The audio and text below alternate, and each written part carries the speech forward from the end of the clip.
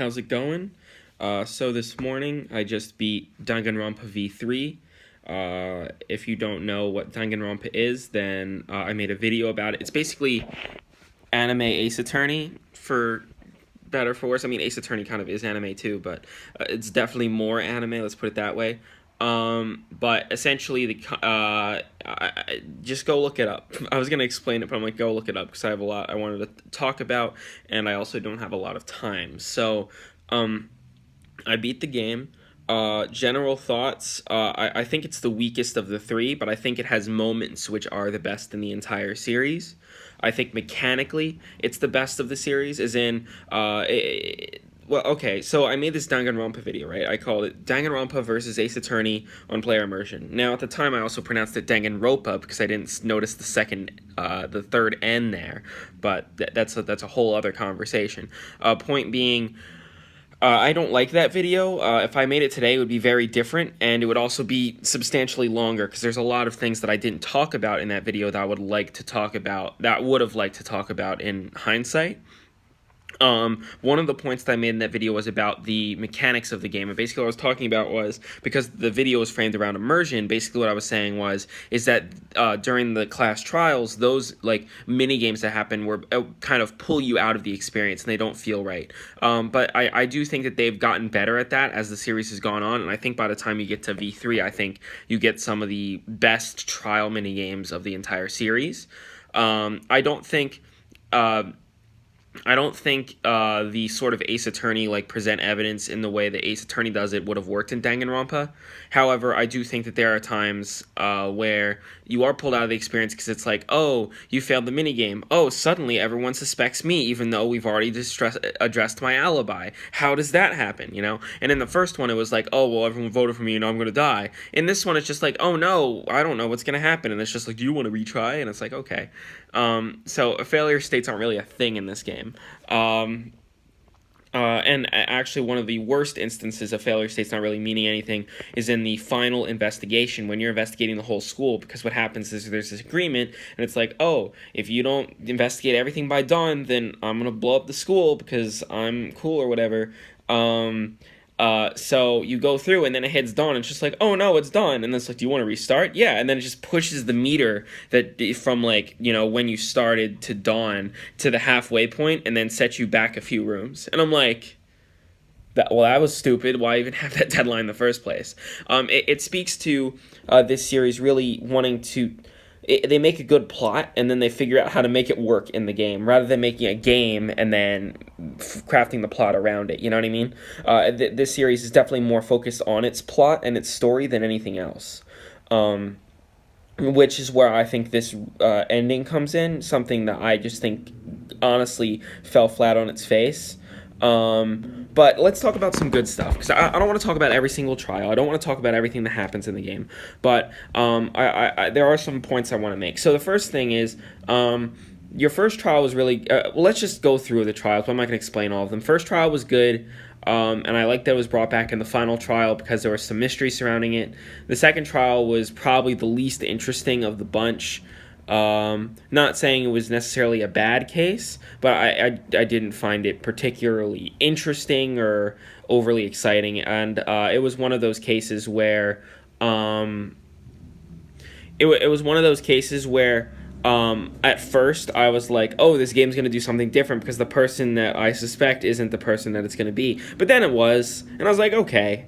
And I was talking to Scott, Hat Wearing Gamer, about this. He's like, yeah, like, I kind of can predict these games. I can figure out how they work because it's always the character that you don't expect, that it's always the character the game makes it seem like it couldn't possibly be, right at the start. And they go out of their way to point out that it couldn't possibly be them, but then it ends up being them because you're thinking about the case all wrong, right?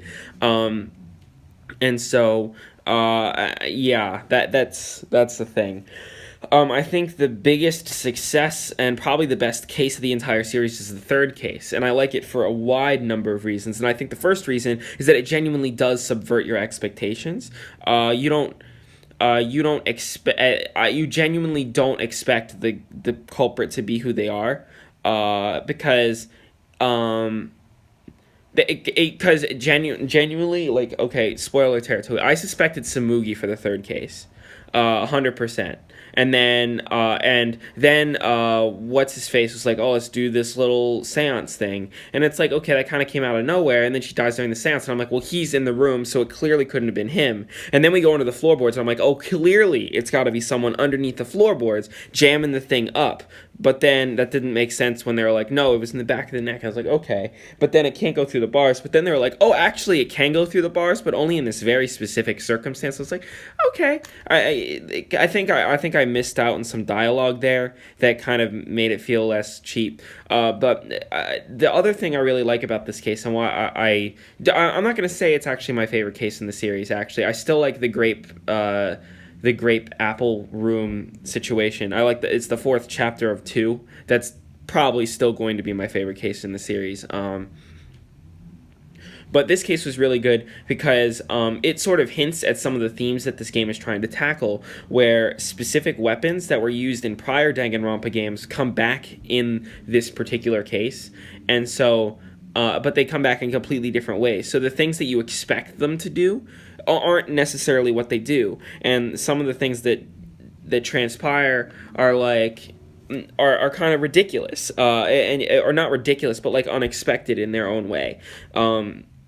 There was one particular puzzle with the katana that I didn't expect, but they explained it really well, and you come to the conclusion yourself, and you're like, okay, this actually makes sense.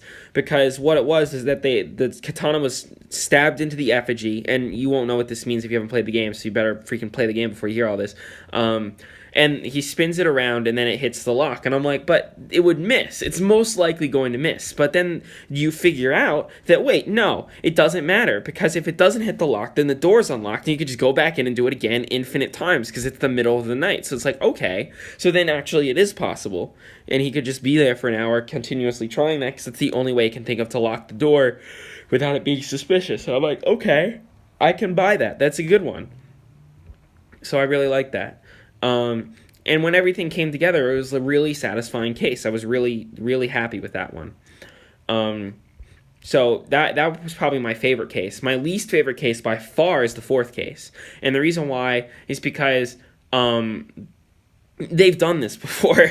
They've done this whole thing before.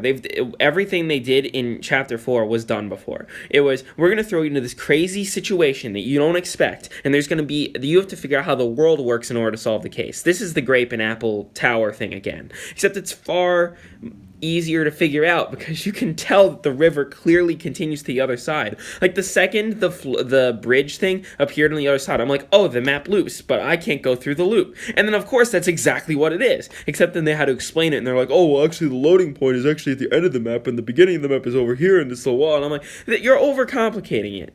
You're really overcomplicating it. That you can't get past this wall, but clearly the culprit can. I figured out before the murder even happened.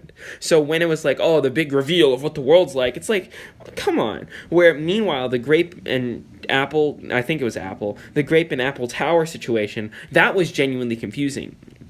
Because you get in there and you expect, right? You don't expect it to be that the two rooms are on top of each other in the way that they are. You expect it to be that they're horizontal next to each other. And it's really, really hard to figure out how it happened. Because you expect the two, like, big rooms to be separate rooms, and then when you figure out whether they're the same room, you're like, whoa, that's actually crazy. Like, and then it's like, what, they're upside down, and there's this gravity business like that. All of that just blew my mind. It was so crazy. So, but it makes sense because you can't get into the room the one way if someone is in the other room on the other side. So it's like, wow, that's crazy. So that was definitely the most surprising case to me, even though Scott was like, well, I knew who the culprit was right away. And I'm like, yeah, but I mean, yes, but that's like every single case. So I don't know. I think, yeah, there was one case, and it was the third case, where they were like, pick who the culprit is, and it was like, I have no idea. Like, it was like, why are you asking me? It's impossible. And I was like, well, what's this one inconsistent testimony? And I'm like, whoa, that's a one inconsistent testimony. That's crazy. So that was fun. But the fourth case was, I absolutely despised that case because it was so clear what was going on, to the point that like every character was just playing dumb. Because if the murder takes place in the virtual world, then the most likely suspect. And the most likely suspect is someone. Well, first off, the victim was Mew, who created the virtual world, right? So it's like, well, clearly Mew was trying to kill someone, right? So who's Mew trying to kill? Maybe it's the person that's like, highly suspicious recently. That would be what's his goddamn name? QG,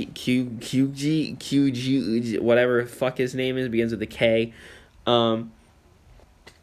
Kiyushi, I think it is, something like that, whatever. When I'm playing the game, I'm like, oh, it's clearly this guy, but I can't remember how to pronounce his name at this point. So it's clearly him. But then it's like, oh, well, so then it's like, okay, well, I suspect it's him. But then when the feature of like, oh, his thing is like paused or whatever, then I'm like, well, it has to be Gonta because he's the only person that was with him at the time, so it has to be him, right? So I knew it was him before they even were like trying to do the big reveal that, oh, it's actually Gonta. I'm like, yeah, but I knew that.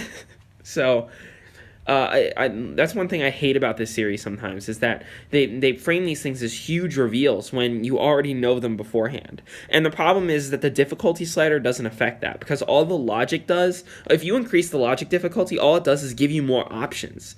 But it doesn't actually change the questions that are being asked. So when you do like the psyche taxi, which is like a worse, slower version of the logic dive in the previous game, but I like the mind mine. So like I still think that these mini games are the best of the series, except for that one. I don't like the psyche taxi. But anyway, it's like, oh, it asks a really stupid question, like, who created the virtual world? Oh, it was Mew, or something like that. Or I don't remember exact questions, but all of these questions were so demeaning and so easy that every time I did a psyche taxi, by the end of it, I was like, okay, I already knew that. And your point is, where with the logic dive, it was always like something like, it was always something that was like, it actually led you to something that you didn't expect. You know what I mean? It let you figure it out. And I was like, whoa, that's crazy. So I think that wasn't as good. I think the logic in this game is just much slower, and the cases are much more simple in a lot of cases, and I think that works to the game's detriment. Where in 2 clearly had the best cases of them all. The only one that sucked was the second case, because it was like Pekko's coming back from big swim. Where's the body? And I mean, it wasn't exactly like that, but that's how it was with Scott. But for me, it was kind of like, well, when I saw the body, I'm like, well, it's Pekko, and then it was like, well, all this other technical shit doesn't matter, because all that matters. And they even bring this up in this game. It's Koichi is his goddamn name. When Koichi brings up, it's like, when Koichi brings up that it doesn't the means in which the thing happened doesn't actually matter. All it is the culprit, and he's right. It's like, oh, well, if you know what the culprit is, then the rest of it isn't really that fun anymore. So it's like, okay, I don't know. So yeah, I don't know. So anyway, that's where we are right now. So we got a first case that was really good. The second case that I didn't like that much. The inner tube thing, and now that I'm thinking about it, the inner tube thing was like kind of cool, but like, I wasn't a huge fan of that case. Yeah. And then also because I knew who the culprit was, like, immediately in that case, too. I knew it was freaking her. I suspected she was the mastermind before the murder happened. I'm like, oh, well, she's not the mastermind because she killed him. Oh, okay. So anyway, then the third case was my favorite one of this game by a long shot. Because it did something genuinely different, and it did things that were interesting in a lot of cool ways, and you genuinely didn't expect who the culprit was, so I was like, okay, that's really cool. Fourth case, by far the worst in this game, by far, because you know exactly what's happening, and they play dumb this whole time. The only thing that salvages the case a little bit is that you learn that Kokichi's, like, completely crazy, but, like, I don't know, they did that in the second game, too, so it's like, okay. And they did it in the second game with the same exact numbered case. So it's like, well, I'm going to clearly compare this case to the grape apple case of the second game, and one is clearly better. So it's like, okay. And then the fifth case really pissed me off, because then they were copying DR2 again. Because what they did is they're like, oh, it's this crazy unsolvable murder, and at the end they're like, oh, they try to create an unsolvable murder. And I'm like, well, they did that last game too, and that was crazy. So it's like, Yeah, and I didn't like that case either in DR2 because it was like, oh well, Shiaki just was like, oh well, it has to be me, or some shit like that. So I don't know. It was not a huge fan. So anyhow, this case was basically the whole uh, Ki- Kiruchi, I don't remember his fucking name now. His suicide situation, and then he forces Kaito into it, and so Kaito kills him. And I'm like, okay, that makes the most sense. And then they go flip flop all over the place for like an hour, and then it ends up being that exact thing. Because it's like, oh, I think it's Kyuchi, but then it's like, but then it's actually Kaito, and I'm like, oh, well, it's Kaito, but then it's like, psych, no, it isn't, but then it actually is. So it's like that whole hour there was just wasted time, or it's like, oh, it's like, stop. I know what's going on here already. So it's just like all this wasted deliberation that I didn't really like or enjoy. So that's that. Then we get to the sixth chapter, and this is where I think the game just takes a serious nosedive, and I just wasn't. Ooh, that was a bad chapter. So, here's the thing, right? What they were trying to do is they were trying to subvert your expectation, right? Because in the first two games, it's like, oh well, Junko's behind it, and hope has to overcome despair. In this game, right, hope can't win because hope is the problem, basically, is what they're saying. What they're saying is that if hope wins, then the game will just continue because the game has to end with hope overcoming despair. That's what makes these games or these shows or whatever it is in the context of this world interesting, right? So that's what they try to do, but it just doesn't work. So you go and explore the school and you learn all this crazy stuff, right? You learn that Kyuchi probably isn't who he says he is. You learn that Kyuchi learned some stuff that you wouldn't expect, and you also learn Rantaro's the ultimate survivor, right? But then there are questions that still aren't answered. The truth of the outside world, we don't know whether Kyuchi knew the actual truth of the outside world or not, because he's like, I want to end this killing game. So what was the truth that he learned with the card swipe? And we never actually learned that, right? So that kind of bugged me because I wanted to know what he learned. And then Rantaro's the ultimate survivor, and that was like, okay, cool. But I didn't know where it was going, right? And then it turns out that what they're like, okay, let's retry the first case, which is the same thing they did in DR1, by the way, when they retry the fifth case. So it's like, okay, well, we're already retreading old ground, right? So they retry the first case, and they show that Kaede probably didn't do it because the pad was gone, and it was probably Samugi because Samugi's the mastermind.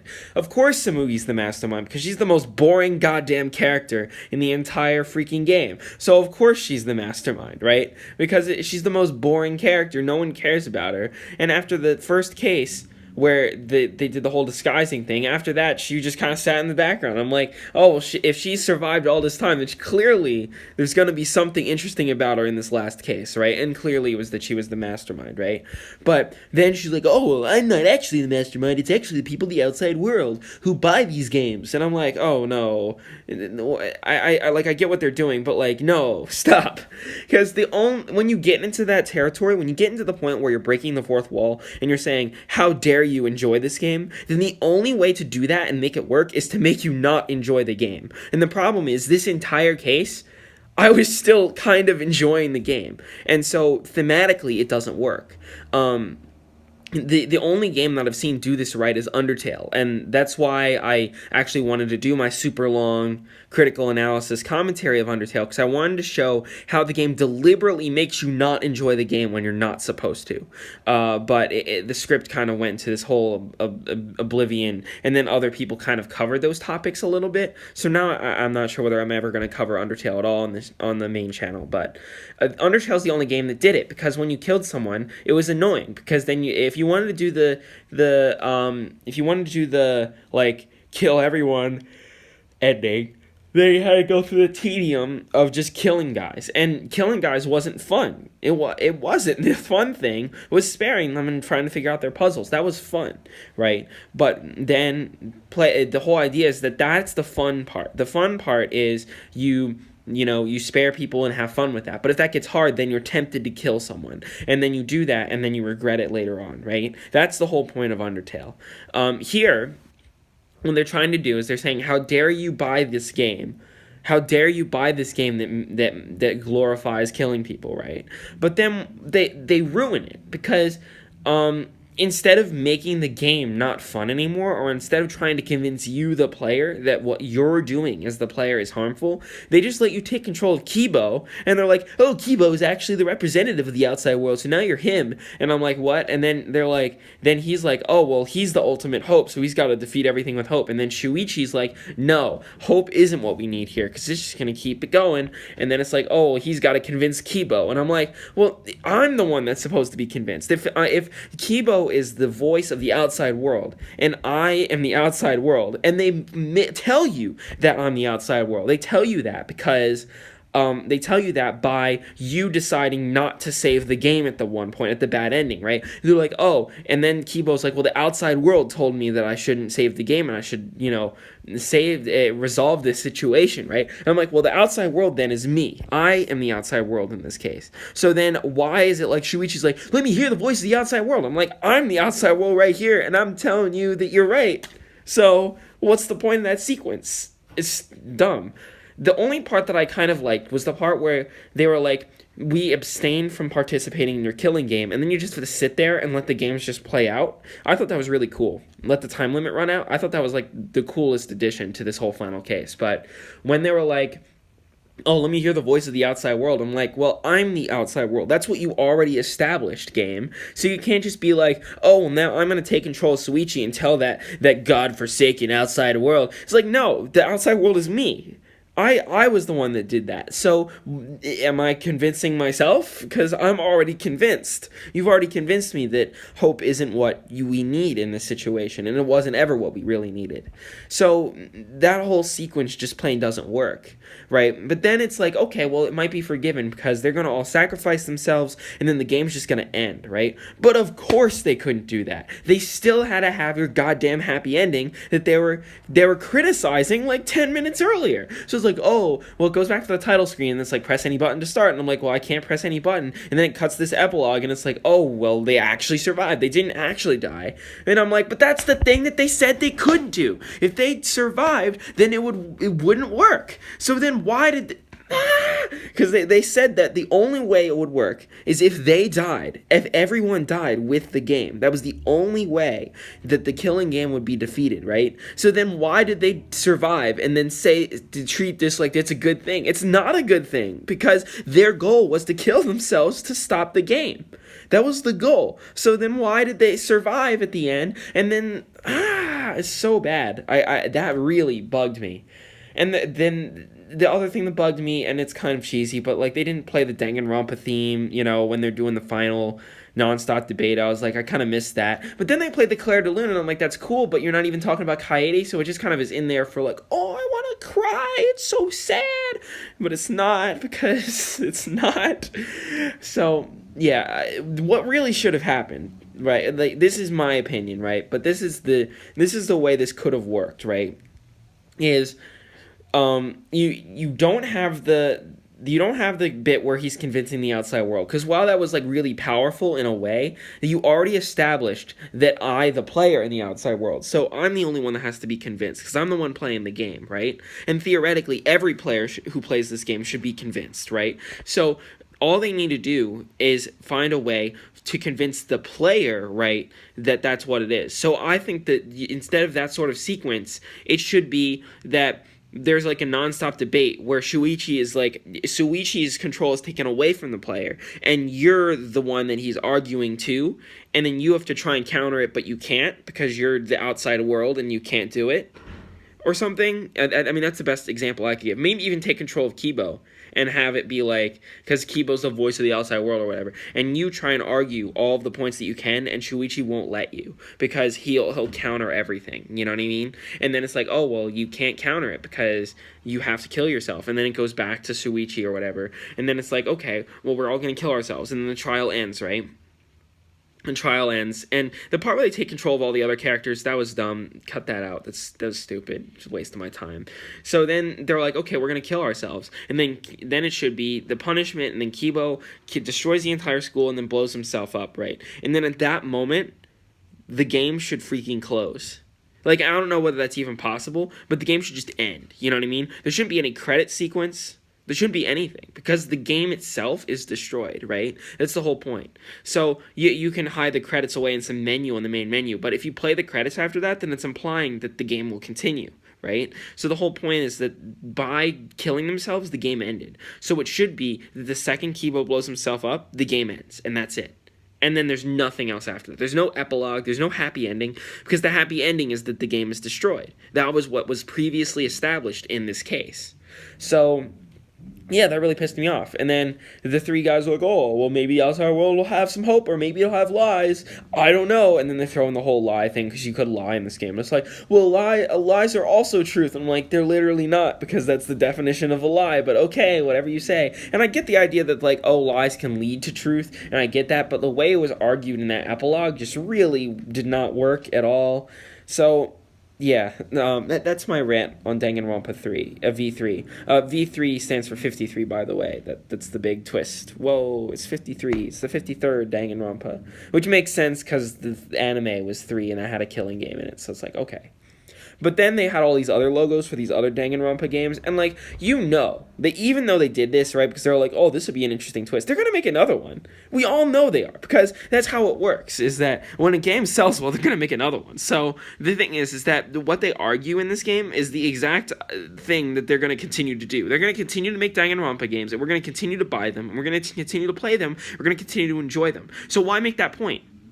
Because if you're going to make that point, then either you're telling people don't buy the inevitable next game that we're going to make, right? Or you're telling them I don't get it, because you're not making them regret the game that they played, because they're like, oh, I had fun playing this game, right? And there was the happy ending and everything. So it's like, I don't get it. So I feel like there's gonna be more, but I don't know whether they're gonna go back and do Danganronpa 4 or whether they're gonna do Danganronpa V4, and it's like, oh well, there actually is a 54, completely ruining the whole point of this game. But the point of this game was already ruined by the ending anyway, so it's like I don't really care how they do it. I don't know.